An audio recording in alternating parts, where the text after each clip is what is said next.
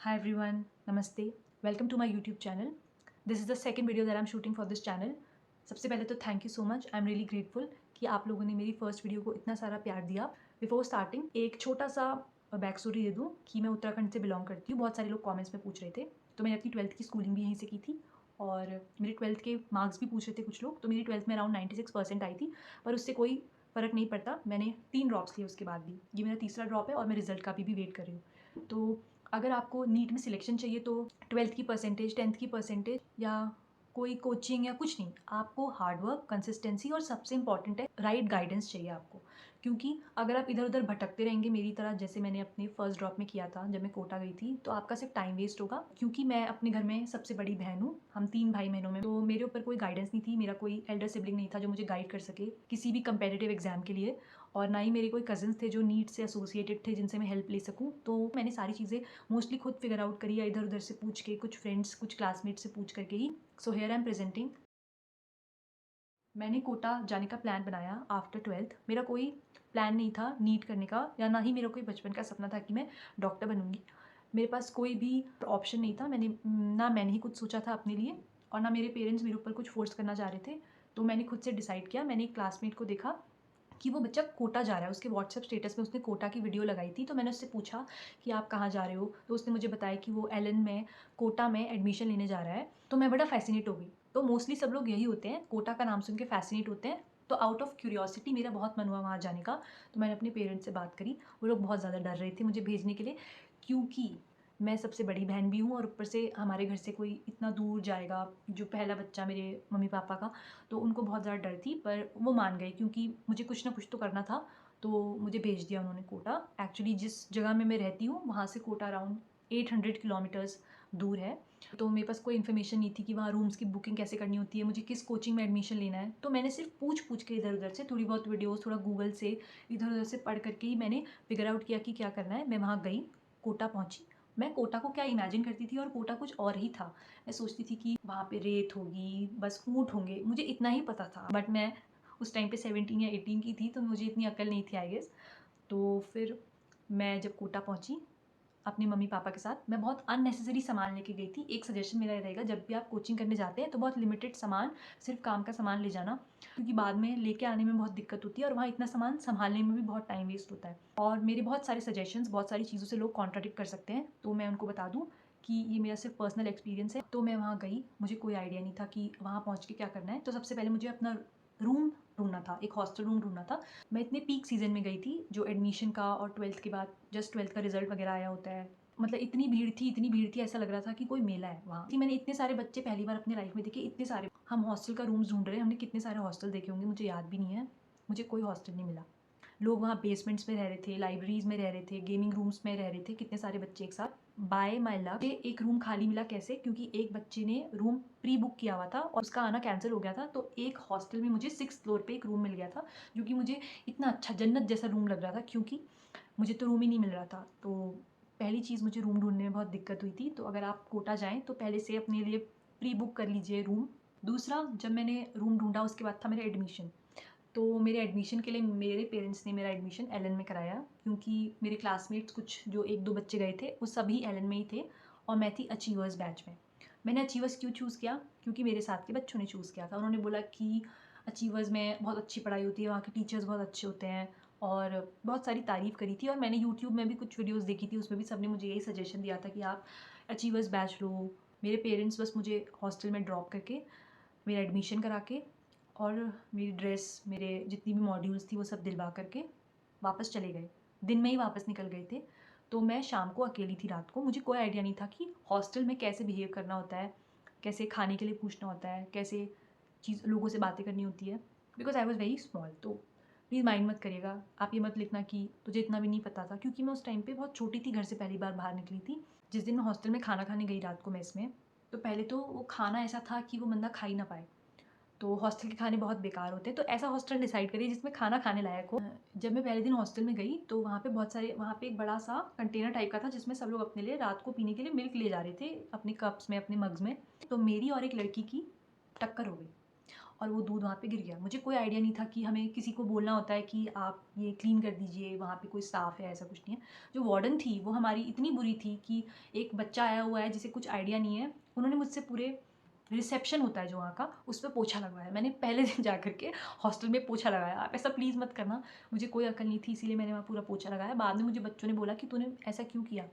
वो वार्डन थी, वो बिल्कुल भी अच्छी लेडी नहीं थी, क्योंकि उन्होंने बच्चों को इतना ट्रॉमेटाइज़ किया, इतना डांटती थी वो। और हम लोग तो सोचते थे कि यार ये हमसे बढ़िया हैं, इनके पास तो हम हेल्प लेने जाएंगे। और बाद में हमें पता चला कि वो सारी लड़कियों के बारे में बहुत बुरी बुरी बातें करती हैं, मतलब शॉर्ट्स पहनने में भी जज करी हैं, आप चल कैसे रहे हो वो भी जज किया जा रहा है। तो मतलब एक छोटा बच्चा जिसे बिल्कुल भी अकल नहीं, आप उसके साथ ऐसा ट्रीटमेंट कर रहे हो, तो आधे बच्चे तो उसी में ट्रॉमेटाइज हो गए थे हॉस्टल का एनवायरनमेंट देख के। कोटा में फ्रेंड्स जिसके अच्छे बन गए उसकी किस्मत बहुत अच्छी है, वरना वहाँ बहुत सारे बच्चे ऐसे भी हैं जो बहुत ही गलत फ्रेंड सर्कल में फंस जाते हैं और वो बहुत गलत काम करने लगते हैं, जैसे स्मोकिंग, ड्रिंकिंग और अलग अलग चीज़ें हैं कोटा में करने को। जो मेरे हॉस्टल की लड़कियां थी वो बहुत ही अच्छी थी वहाँ पे, पर कुछ सीनियर्स थे जो थोड़ा बुली करते थे, बट बाद में हम लोगों ने डिसाइड किया कि हम उन सीनियर्स से बात नहीं करेंगे। सब इतने छोटे होते हैं उस टाइम पे, किसी को भी कुछ नहीं पता होता है कि कैसे क्या करना है, तो सब कुछ आपस में फिगर आउट कर रहे होते हैं सबके सब। तो वो बहुत एक अच्छा एक्सपीरियंस था। अब आया मेरा एक्चुअल एलन जाने का दिन, मेरी कोचिंग जाने का दिन। तो सबसे पहले होती है हमारी काउंसलिंग। तो इतने बड़े बड़े सपने दिखा रहे होते हैं कि इसका सिलेक्शन हुआ, उसकी फर्स्ट रैंक आई, ये हुआ वो हुआ। इतने बड़े बड़े टीचर्स, मतलब आप जिन टीचर्स को आपने कभी यूट्यूब में या जिनका सिर्फ नाम सुना है, आप उनको ऐसे देख रहे हो स्टेज में, इवन तो बहुत डिस्टेंस होती है, बहुत सारे, इतने सारे बच्चे मैंने अपनी ज़िंदगी में कभी नहीं देखे होंगे जितने बच्चे मैंने वहाँ ग्रीन कलर के कपड़े पहने हुए या वाइट कलर का सूट पहने हुए, एक जैसा बैग टांग के चलने वाले बच्चे मैंने पहली बार अपनी लाइफ में देखे। और वहाँ पे सारे बच्चे सुन रहे हैं और सब बच्चों की आंखें ऐसी चमक रही हैं वो सारी बातें सुन के कि यार हमारी AI आने वाली है इस बार। तो सबके दिमाग में वही परसेप्शन था, पहला दिन यही होता है सबका। तो पहले दिन मुझे टीचर से डांट पिट गई। मैं गई वहाँ पहले दिन और इतने सारे बच्चों को एक साथ पढ़ता हुआ देख करके, सारे सीरियस बच्चे कि जो पहले से ड्रॉप्स लेके आए हुए हैं, वो ऑलरेडी मॉड्यूल सॉल्व कर चुके हैं, ऑलरेडी वो किसी और कोचिंग से एसोसिएटेड भी हैं। सब बच्चे दिख रहे हैं इतने होशियार। हर बच्चा, आप अपने स्कूल के टॉपर हो या आप अपने स्टेट के टॉपर हो, मैटर नहीं करता, वहाँ इतने हार्ड वर्किंग, इतने ब्रिलियंट स्टूडेंट्स आए होते हैं। आप अपने आप को इतना इन्फीरियर फील करते हो और आपको पहले दिन टीचर डांट दें। पर एक फ़न स्टोरी ये है कि जिन टीचर ने मुझे पहले दिन डांटा था वो हमारे बॉटनी फैकल्टी के टीचर थे। वो मुझे इतना अच्छा मानते थे, बाद में उनकी मैं एक वीडियो भी लगाऊंगी। उन्होंने मुझे पर्सनली बुलाया था बुक सॉल्व करने के लिए, मेरी बुक में भी सिग्नेचर किया था। तो एक्चुअली कुछ टीचर्स बहुत अच्छे भी थे वहाँ पे, पर कुछ सारे टीचर्स नहीं अच्छे थे। बहुत सारे टीचर्स का मुझे समझ में भी नहीं आता था। वहाँ पे क्या होता है, यूनिट वाइज टीचर डिवाइडेड होते हैं, जैसे कि बेसिक मैथ्स, वेक्टर और जितनी बेसिक फिजिक्स है वो कोई एक टीचर पढ़ाएगा, मैकेनिक्स कोई दूसरे टीचर पढ़ाएंगे, फ्लूइड्स कोई दूसरे टीचर पढ़ाएंगे। तो वहाँ पे टीचर्स ऐसे चेंज होते हैं। Same goes with biology and chemistry. पहली बात आप एक याद रखिए, अगर आपको एक ही टीचर से पूरा सब्जेक्ट पढ़ने की आदत है तो आपको बहुत प्रॉब्लम होगी, क्योंकि मुझे तो बहुत प्रॉब्लम हुई थी। स्कूल्स में जनरली एक सब्जेक्ट के एक ही टीचर होते हैं और उनसे मोमेंटम बैठ जाता है पढ़ने का, तो अच्छा लगता है। बट वहाँ पे ऐसा नहीं था, हर एक यूनिट के बाद आपके टीचर्स चेंज हो रहे हैं, आपको कॉन्स्टेंटली हर एक नई टीचर की फ्रीक्वेंसी के साथ मैच करना पड़ रहा है, जो कि बहुत डिफिकल्ट होता है। तो टीचर्स के साथ कुछ टीचर्स आपको बहुत ही अच्छे मिलेंगे, बहुत ब्रिलियंट, बहुत ही ज़्यादा नॉलेजेबल, कुछ टीचर्स का आपको नहीं भी समझ में आएगा। तो एक मुझे ये थोड़ा अच्छी चीज़ भी है और बुरी चीज़ भी है, किसी किसी किसी के लिए वर्कआउट कर जाती है, किसी किसी के लिए नहीं करती है। स्टूडेंट्स, मैं आपको पहले बता दूँ, वहाँ पे बहुत ज़्यादा पढ़ने वाले बच्चे आते हैं जिनको देख करके आप डिमोटिवेट हो जाएंगे या तो बहुत मोटिवेट हो जाएंगे, डिपेंड्स कि आप चीज़ों को कैसे लेते हैं, हैंडल करते हैं। मैं आपको सच बताऊँ, मैं उस टाइम पे जितनी पॉजिटिव, जितनी ऑप्टिमिस्टिक मैं आपको भी दिखाई दे रही हूँ, उतनी मैं बिल्कुल भी नहीं थी। उस टाइम पे तो मुझे कुछ भी आइडिया नहीं था, कुछ भी आइडिया नहीं था। अगर आपको वहाँ डाउट्स क्लियर करने होते हैं, जैसे आपकी क्लासेस होती हैं, मैं आपको यहाँ क्लास की फ़ोटो दिखाऊंगी। कुछ ऐसी क्लासेस होती हैं बड़ी बड़ी, और वहाँ पे अराउंड 100-150 काफ़ी लार्ज नंबर में स्टूडेंट्स होते हैं। और अगर आपको किसी टीचर से डाउट पूछना है तो या तो आप क्लास के बीच में पूछ सकते हैं, या एक डाउट काउंटर लगता है हर एक क्लास के बाद। जो भी टीचर्स ने आपको पढ़ाया हुआ है वो वहाँ पे 5 से 10 मिनट बैठते हैं, तो सारे बच्चे अपने पर्सनली डाउट लेकर के उनसे पूछ सकते हैं। और अगर वो किसी और टाइम पे डाउट्स पूछना चाहते हैं, शाम को अगर वो सेल्फ स्टडी करने एलन में आना चाहते हैं, तो उनके लिए अलग से फैकल्टी रखी हुई है जो कि हमें नहीं पढ़ाती है, वो सिर्फ और सिर्फ डाउट सॉल्विंग के लिए ही है वहाँ पे। अगर मैं आपको, मुझसे आप ऑनेस्टली पूछिए कि वहाँ की पढ़ाई कैसी है, तो मैं आपको बताऊँ, जो 2-3 साल का, पिछले 2-3 साल का ट्रेंड था, जब मैं अपने फर्स्ट ड्रॉप में गई थी, मुझे कोई आइडिया नहीं था कि NCERT हमारे लिए कितनी इंपॉर्टेंट है, नीट वाले स्टूडेंट्स के लिए। आप 12th 11th 12th में 2-3 बुक्स पढ़ रहे हैं और उसके बाद आपको इतनी बड़ी बड़ी बुक्स, हर एक यूनिट के लिए एक अलग बुक। तो आधा बच्चा तो देख के वही परेशान हो जाता है कि अभी इतनी सारी बुक्स और पढ़नी पड़ेंगी। पर थोड़ा बहुत आउट ऑफ टॉपिक भी बहुत पढ़ाते हैं वहाँ पे। तो मुझे लगता है उन्हीं स्टूडेंट्स के लिए अच्छा है जिन्हें थोड़ी बहुत नॉलेज हो कि हमें इतनी सारी चीज़ों में से क्या चीज़ इंपॉर्टेंट है, क्या चीज़ पढ़नी है और क्या चीज़ नहीं पढ़नी है। वो बच्चे जो कि पहले से बहुत अच्छी रिसर्च करके आए हुए हैं, उनको बहुत हेल्प मिलती है वहाँ जाकर के। तो ऐसे बच्चे जो बिल्कुल वहाँ जाके जो टीचर पढ़ाएगा हम वो पढ़ लेंगे, ऐसे बच्चे बेचारे परेशान हो जाते हैं वहाँ जाकर के कि लास्ट में उनके पास इतनी सारी चीज़ें हो जाती हैं पढ़ने के लिए कि कहाँ से पढ़ें, क्या छोड़ें। और टेस्ट भी जो होते हैं एलन के कुछ टेस्ट काफ़ी अच्छे होते हैं जिससे आपकी थिंकिंग एबिलिटी भी इम्प्रूव होगी, बट काफ़ी सारे ऐसे टॉपिक से क्वेश्चन आते हैं जो कि बिल्कुल इर्रेलेवेंट हैं। तो थोड़ा इर्रेलेवेंट था मेरे लिए उस टाइम पे कोटा जाना, मुझे ऐसा लगा। आजकल तो ऑनलाइन एजुकेशन इतनी अच्छी है कि हमको पता है कि क्या पढ़ना है, क्या नहीं पढ़ना है। बट उस टाइम पे जो पढ़ा देते थे टीचर हम वो पढ़ते थे, यही आएगा।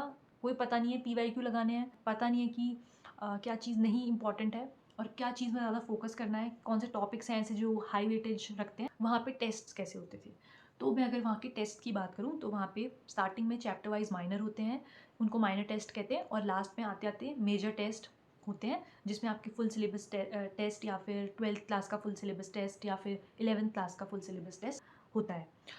तो मैं आपको सच बता रही हूँ कि वो टेस्ट्स कभी कभी आपको रेलिवेंट लगेंगे, काफ़ी इरेलीवेंट भी लगेंगे। अगेन बहुत सारे लोगों का मेरे थॉट से अलग थॉट हो सकता है, उनको ऐसा लग सकता है कि नीट पे अनप्रिडिक्टेबल क्वेश्चन आ जाते हैं, उसके लिए आपको ऑलरेडी बहुत अलग अलग क्वेश्चन सॉल्व करने होते हैं, जो कि बिल्कुल सही बात है। बट टॉपिक्स रेलिवेंट होने चाहिए, वो ज़्यादा इंपॉर्टेंट है मेरे ख्याल से। पर वो अच्छी बात है वहाँ की कि आपको वही एनवायरनमेंट मिलता है। टेस्ट जब भी आप देने जाते हैं आपको ऐसा लगता है कि आप रियली नीट का टेस्ट देने जा रहे हैं, क्योंकि वैसे ही सारे बच्चे शांत होते हैं, बार बार OMR में साइन कराने के लिए टीचर्स आते हैं। तो ये वाली चीज़ बिल्कुल नीट जैसी ही होती है। दिन भर आपको पढ़ना है बुक्स में ही, आपको अपना सर झुका के रखना है। तो मेरे बैक इश्यूज़ बहुत ज़्यादा हो गए थे। एक्चुअली मेरा इतनी बार फिजियोथेरेपी हुई, मैंने कोटा में रह करके भी इतनी बार फिजियोथेरेपी ली, महीनों तक 2-2 3-3 घंटे फिजियोथेरेपीज़ ली। बहुत सारे मेंस्ट्रुएशन रिलेटेड प्रॉब्लम्स भी देखने को मिल सकते हैं, जैसे मेरे साथ हुआ था। I used to bleed for 15-20 days, और फिर ऐसा होता था कि पीरियड्स ही नहीं आते थे 2-3 महीने तक। उसके बाद जॉन्डिस, टाइफॉइड हुआ था मुझे एक बार, मुझे याद है मैं उठ भी नहीं पाई थी, मेरी इतनी बुरी हालत हो गई थी, क्योंकि खाने के लिए कुछ नहीं था इतना अच्छा। उस टाइम पे आपको अपने हेल्थ का ध्यान रखना होता है, कोई भी नहीं था, सिर्फ कुछ फ्रेंड्स थे। और तो अगर आप कोटा के पानी के बारे में जानते हैं तो वहाँ का पानी थोड़ा हार्ड वाटर है, तो उससे जो आपका हेयर फॉल होगा वो कभी ठीक नहीं हो पाएगा। आई गेस जो आपका डैंड्रफ होगी वो कभी ठीक नहीं हो पाएगी। मेरा इतना इतना हेयर फॉल होता था, मैं आपको बता नहीं सकती, इतनी डैंड्रफ हो जाती थी, मेरे सर में इतनी खुजली हो जाती थी वहाँ के पानी से। तो वहाँ का पानी बिल्कुल भी अच्छा नहीं है, वहाँ का खाना बिल्कुल अच्छा नहीं है। अगर आपकी किस्मत बहुत अच्छी होगी तो आपको बहुत अच्छा हॉस्टल मिलेगा जो आपको अच्छी फैसिलिटीज़ प्रोवाइड करेगा, जिसमें आपको खाना पानी सब बहुत अच्छा मिलेगा। जब मैंने टेस्ट दिया फर्स्ट अपना माइनर, तो मुझे आज भी याद है कि मेरे 610 615 मार्क्स आए थे। तो जब हम टेस्ट दे करके वापस अपने रूम पे आते हैं, उसके 1-2 घंटे बाद आपका रिजल्ट आ जाता है आपके फ़ोन में, आप एलन के ऐप में। तो मैंने देखा मेरे शिक्षा इतने अच्छे नंबर आए हैं, अब तो शायद मैंने टॉप किया होगा। जब मैं क्लास गई अपने फर्स्ट माइनर के बाद वापस, मैंने देखा बच्चों के 700 नंबर आ रहे हैं, 715 नंबर आ रहे हैं, 720 नंबर आ रहे हैं। तो आई एम स्टैंडिंग नोवेयर। मुझे लगा यार, मुझे लग रहा था कि मैंने कितना अच्छा परफॉर्म किया होगा और यहाँ इतने अच्छे अच्छे परफॉर्म करने वाले बच्चे थे। तो फिर ऐसे ही माइनर होते गए, तो जैसे जैसे आपका सिलेबस होते जाता है आपके मार्क्स कम होते जाते हैं, जो कि हर किसी के साथ होता है, पर हर कोई एक्सेप्ट नहीं कर पाता। मैं भी नहीं कर पाती थी, मेरे मार्क्स कम आते थे, मैं रोती थी, हार मान जाती थी, नहीं पढ़ के जाती थी। तो ये यही वाली चीज़ ने मेरा फर्स्ट ड्रॉप ख़राब किया है कि मैंने सेल्फ डाउट इतना किया है खुद के ऊपर एक टाइम पे, मतलब तू मैं कुछ नहीं कर सकती, मेरे नंबर ही नहीं आ रहे हैं। एक बार घिस करके मेरी रैंक आई थी अंडर 50। जो वहाँ पे ना, जब भी आपका बहुत अच्छा रैंक आता था तो आपका पोस्टर, मतलब आपकी फ़ोटो लगती थी वहाँ पे बोर्ड में। तो एक बार आया था, मैं बहुत खुश हो गई थी। ये टाइम था अराउंड अक्टूबर के टाइम पे, तो मुझे लगा था मैं कर लूँगी कोप अप। उसके बाद मेरे से पढ़ाई नहीं हो पाई, मुझे पता नहीं क्या हुआ, मैं वहाँ का प्रेशर नहीं झेल पाई। मैंने डिसाइड किया कोटा में नहीं रह पाऊँगी। और आपको लग रहा होगा कि यार ये तो गिव अप कर देती है, पर एक ऐसी लड़की जिसे कोई नहीं बता रहा है कि तू ठीक कर रही है, उसे कैसे पता चलेगा कि सब कुछ ये हो रहा है, सबके साथ हो रहा है। इवन दो हमारे आसपास जितने भी बच्चे थे वो सबके सब बहुत परेशान रहते थे, बट सबको अपनी परेशानी ज़्यादा लगती है, तो मेरे साथ भी ऐसा था। मैं पढ़ लेती पर मेरी तबीयत बहुत ज़्यादा ख़राब होने लग गई थी, तो मेरी मम्मी ने कहा कि ऐसे तो तू डिप्रेशन, एंग्जाइटी, ये सब चीज़ों की तरफ थोड़ा-थोड़ा मैं पुश हो गई थी, मुझे अभी भी पता है। मैंने दिवाली के टाइम पे ही सोच लिया था, दिवाली में आपकी सबसे लंबी ब्रेक पड़ती है, जो दिवाली के टाइम पे ही पड़ती है। तो मैंने डिसाइड किया था कि मैं उस दिवाली ब्रेक के बाद मैं घर जाऊँगी, फिर कभी वापस नहीं आऊँगी। पर मैंने सोचा कि यार मैंने इतनी ज़िद करके कोटा गई और ऐसे वापस आऊँगी तो सब क्या मेरा मज़ाक उड़ाएँगे। तो मैं दिसंबर तक रुकी। मैं दिवाली पे घर गई, वापस आई, फिर पढ़ाई करी, फिर खुद को कोसा। दिसंबर तक मैं रुकी, फिर न्यू ईयर के दिन मतलब 31 दिसंबर, इस बीच में मैंने डिसाइड किया कि मुझे वापस घर जाना है। मैंने मम्मी को रात में इतना बड़ा मैसेज भेजा कि मम्मी मुझे लेने आ जाओ, और मैं यहाँ नहीं कर पाऊँगी, मुझसे नहीं हो रहा है, मेरी तबीयत इतनी ख़राब हो रही है, ना मैं पढ़ाई कर पा रही हूँ। तो अगर अब आपने सोचा होगा इसने घर आके क्या किया? घर आके वो जो बिखेरा था मैंने इतना सारा, मुझे वो समेटने में इतना टाइम लग गया कि मैंने जनवरी, फ़ेब में ही मैंने गिव अप कर दिया था। मुझे लगा मेरा कुछ नहीं हो सकता, मेरा सिलेबस इतना ज़्यादा है, और उस टाइम पे भी मैं यही सोच रही थी कि यार वहाँ क्या पढ़ा रहे होंगे पता नहीं बच्चों को ऐसा। अगर मैंने वो नहीं पढ़ा मेरा सिलेक्शन नहीं होगा। मैं टेलीग्राम पे एलन के कुछ टीचर्स थे, उनकी वीडियोज़ से ही पढ़ा करती थी तब भी। वो इतना एक्स्ट्रा पढ़ाती थी, मैं तब भी पढ़ती थी, नहीं अगर इनका नहीं पढ़ूँगी तो मेरा सिलेक्शन नहीं होगा। I was misguided all the time. मैं तो कोटा से बाहर आ गई थी, पर कोटा मेरे अंदर से बाहर नहीं निकला था। 2-3 महीने मैंने सिर्फ़ सोई हूँ, सिर्फ़ और सिर्फ़ सोई हूँ अपने बिस्तर में, मैंने कुछ पढ़ाई नहीं करी। आप बोल सकते हैं कि इतना पैसा लगा के गई कोटा, वहाँ क्या कहते हैं अपने पेरेंट्स को फ़ॉल्स होप्स दिलाई, पर मैं नहीं कर पाई, नहीं हुआ मुझसे। मैं दिन-दिन भर सोई रहती थी, मेरी मम्मी लोगों को लगा कि मुझे कुछ हो गया है। एक्चुअली मैं 2-3 महीने सिर्फ़ बिस्तर में सोई हूँ। इतनी दिक्कत होती थी, इतनी दिक्कत, इतना लगता था कि मैं कुछ नहीं कर पाऊँगी, कभी कुछ नहीं कर पाऊँगी, कभी इस फ़ेज़ से बाहर नहीं निकल पाऊँगी। बट फ़ॉर्च्युनेटली मैंने जैसे-तैसे करके सिर्फ़ बायोलॉजी पढ़ी, फ़िज़िक्स, केमिस्ट्री मैंने छोड़ दी बिल्कुल। मैंने जैसे-तैसे करके अपना फर्स्ट ड्रॉप का नीट का पेपर दिया। मेरे बहुत लो स्कोर आया, अराउंड 350 से 400 के बीच में मेरा स्कोर आया था, जो कि बहुत ही लो स्कोर है। मतलब मुझे खुद भी शर्मिंदगी हुई थी अपने ऊपर। मैं अपना जिस दिन रिज़ल्ट देखा मैंने एक्चुअली अपना आंसर भी चेक नहीं किया था, तो सिर्फ़ मुझे रिज़ल्ट के दिन शॉक मिला और मैंने डिसअपॉइंटमेंट देखी सबके चेहरे पे। मुझे बहुत ज़्यादा बुरा लगा उस दिन। फिर मैंने डिसाइड किया कि ऐसे तो नहीं चलेगा। अब और कितना सोऊँगी, मतलब ऐसे तो मेरी पूरी लाइफ़ सोने में निकल जाएगी। फिर मैंने बोला मम्मी-पापा को कि मम्मी, ये तो मुझे पता है कि जितना मेरा पोटेंशियल है उतना मैं नहीं कर पाई। मैंने फिर सेकंड ड्रॉप लिया इसी वजह से, और सेकंड ड्रॉप में मैंने बहुत पढ़ाई करी, बहुत ज़्यादा मेहनत करी। तो मेरे सेकंड ड्रॉप में अराउंड 600 का स्कोर आया था। But obviously last year NEET के स्कैम की वजह से, और मेरे स्कोर में तो क्या 650, 630, कितने सारे बच्चों को कॉलेजेस नहीं मिले लास्ट ईयर भी। तो इसीलिए मैंने थर्ड ड्रॉप लिया। बहुत सारे लोग बोल रहे थे 3 ड्रॉप्स लेना वर्थ इट नहीं है, या ये नहीं है, वो नहीं है। जिस बच्चे ने अपने 17, 18, 19, 20, ये वाले टाइम है ना, किसी चीज़ को इतना पैशनेटली मेहनत करी उस चीज़ पे और इतना टाइम इन्वेस्ट किया है, उसके लिए इस चीज़ से बाहर आने में बहुत मुश्किल लगती है। उसको अच्छा ग्रुप चाहिए, अच्छे लोग चाहिए जो उसको इस लूप से बाहर निकाल सके। पर ये मेरा खुद का डिसीजन था, मैं कभी किसी पे ब्लेम नहीं डालूँगी। भगवान ने मेरी किस्मत में इसी फील्ड में एंटर करने के लिए लिखा होगा, तो मैंने एंटर किया, और मैं अभी भी होप नहीं लूज़ कर रही हूँ। जो भी मेरा रिज़ल्ट आएगा I will accept it with a happy heart. इसीलिए मैं आप सभी को सजेशन देना चाहूँगी, अगर आप इस फील्ड में एंटर कर रहे हैं तो पेशेंस इज़ द की।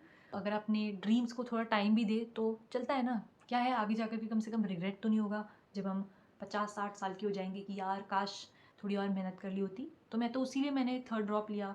अगर आपको लगा हो कि इस वीडियो के थ्रू आपको अपना कुछ नॉस्टैल्जिया हुआ, आपको अपना कोई एक्सपीरियंस याद आया हो, या आपकी थोड़ी बहुत हेल्प हुई हो, तो मैं बहुत ज़्यादा खुश होंगी। और अगर आपको कोई भी क्वेश्चंस होंगे तो आप नीचे कमेंट कर सकते हैं मुझे। Thank you so much for watching. I am grateful.